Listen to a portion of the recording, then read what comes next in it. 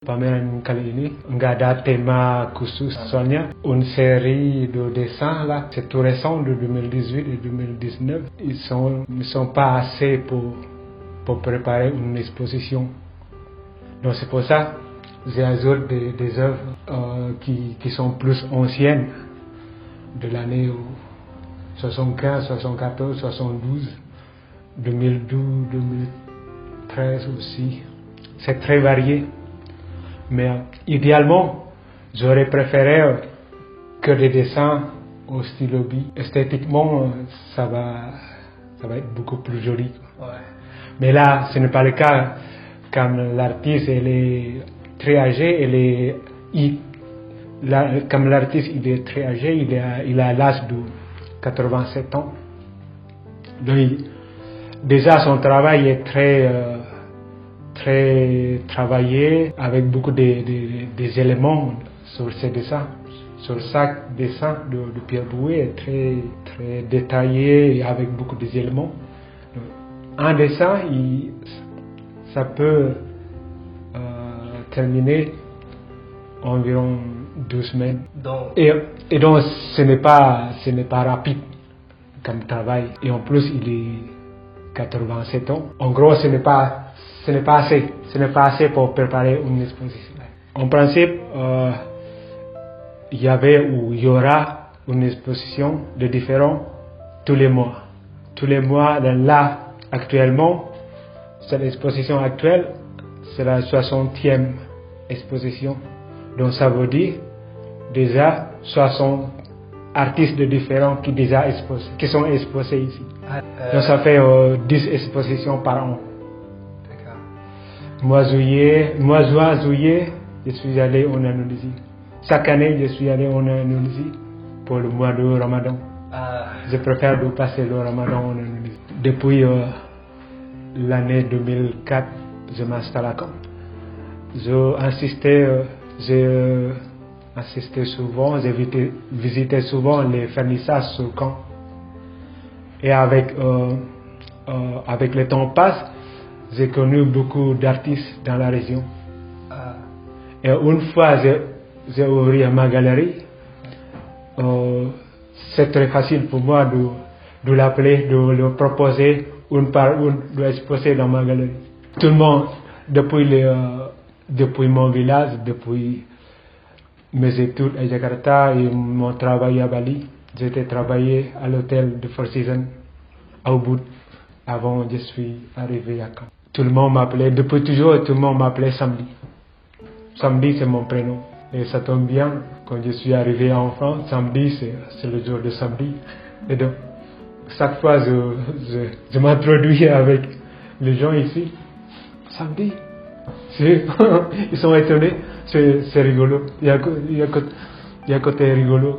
C'est facile à tenir. Une fois, je me présentais avec eux. Ils ne m'oublient jamais. C'est samedi. Karya Pierre Bouet itu dia terkenal ada segi erotis, ada segi l'humour, canda, mélange entre l'humour et l'érotisme et le tragique. On trouve souvent il y a côté satirique, ejekan, tapi bukan ejekan sarkastik, tapi ejekan untuk avec l'objectif de critique positive, comme le dessin au milieu par exemple. Ce dessin-là, ça présente la vanité. La vanité, maksudnya kita hidup ini sangat sementara, tidak abadi. Laki-laki yang di tengah-tengahnya itu kan ada alat genitalnya yang lagi ereksi, karena ada 3 perempuan di sekeliling dia. Cuman dalam waktu yang bersamaan dia itu berdiri di atas kuburan, terus ada sayap kupu-kupu. Kalau dalam dunia seniman, sayap kupu-kupu itu artinya masa efemer, maksudnya sesuatu yang sangat singkat, itu salah satu contohnya. Jadi kalau ini termasuk sebuah karya yang eksepsional dari Pierre Bouet. Kalau saya yang pembeli, saya nggak beli. Soalnya bukan karakteristik dari karya dia. Gitu. Oh, jadi chaque artis punya ciri khas. Punya ciri khasnya. Oh, gitu. Kalau ini maksudnya dia bermimpi. Dalam mimpinya itu dia ketemu kampung médiéval. Ça présente un village médiéval. Là, c'est le pont. Les ponts typiquement en Provence, dans le sud de la France. On trouve dans le sud de la France, en Provence, on trouve le même style de pont. Et donc tout ça, ça présente un village médiéval, kampung zaman dulu. Kalau idealnya buka galeri itu di kota besar, karena peluang untuk pengunjungnya lebih banyak dan peluang untuk jualnya juga lebih banyak. Kalau untuk di Caen ini lebih cenderung karena passion, karena je suis passionné à ça, karena saya suka dunia seni, saya juga seniman, saya suka dunia galeri. Kalau saya punya duit lebih, mungkin saya lebih cenderung buka galeri di Paris atau setidaknya di mana di Lyon, di Strasbourg, kota lebih besar. Tapi hidup di Caen ini enak. J'ai observé la vie à Caen, c'est très agréable. On est en ville, mais en même temps, on a l'impression on est à la campagne. La ville de Caen, il y a beaucoup de gens qui appelaient la ville de Caen, c'est une ville jardin, parce qu'il y a beaucoup de jardins publics. Partout il y a la verdure. Et en plus, si on aime promener en vélo, on peut aller à la mer ou alors aux forêts Grand-Bose. Il y a 2 pistes de cyclable pour aller sur la côte ou alors côté terre ou côté mer. Cuaca di sini tempéré karena dekat laut, nggak terlalu dingin, nggak terlalu panas. L'été ici c'est très agréable. L'hiver aussi, ce n'est pas trop froid comme dans le nord. J'ai une question. Je sais pas, c'est drôle ou pas? Parce que chez Pabou, les jeunes. Ah oui, d'accord. Oui, d'accord. Apa pemilihnya hanya rata-rata orang tua atau il y a des jeunes qui viennent? Il y a tout. Il y a tout. Il y a tout. Il y a des jeunes, il y a beaucoup des étudiants de Beaux-Arts qui passaient par là. Il y a des personnes âgées, il y a beaucoup de personnes âgées. La plupart des clients, mes clients, qui sont achetés ici, sont des personnes âgées parce qu'ils ont plus de l'argent. Les étudiants, ils viennent, ils voient l'exposition, mais ils n'achètent pas, évidemment, ils n'ont pas assez de l'argent pour acheter. Ils aimeraient acheter, mais ils n'ont pas le moyen. Kalau Pierre Bouet harganya sangat terjangkau. Kalau yang seniman lain jauh lebih mahal.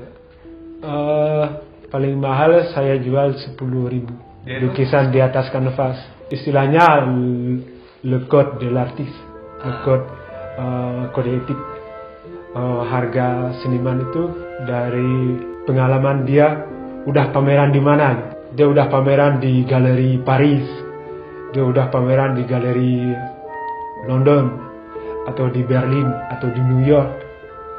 Otomatis harganya langsung naik. Dan atau kalau tidak itu bisa juga dia udah pameran di Artothèque de Caen, FRAC de Caen, ou FRAC ou Artothèque de Lyon, ou Paris, ou FRAC de Bretagne, etc. Tout ça sont des lieux institutionnels qui sont des lieux standing pour la plupart des artistes. Tout ça sont des lieux de rêve. Seniman-seniman bermimpi bisa pameran di tempat-tempat itu. Makanya kalau seniman udah pameran di situ, nilai jualnya lebih tinggi. Kalau untuk jadi seniman, jangan setengah-setengah.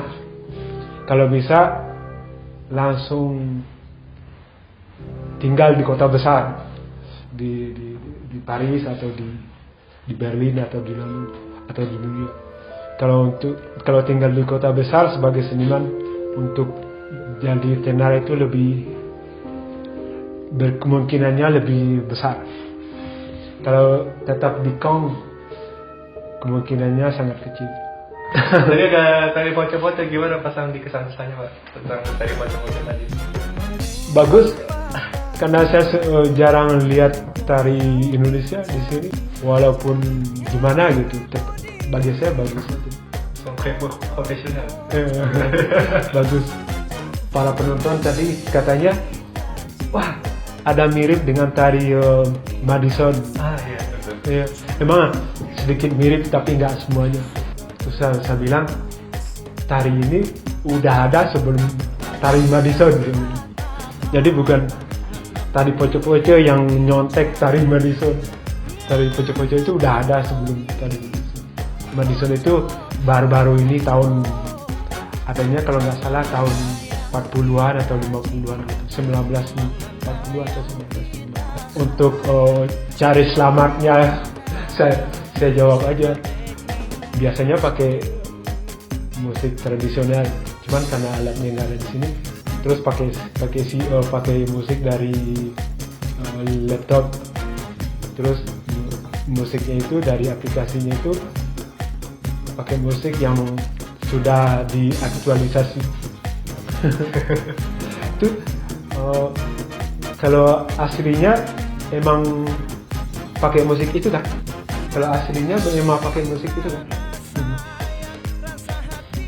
Ya makanya berarti saya jawabnya tadi nggak bohong. Jujur.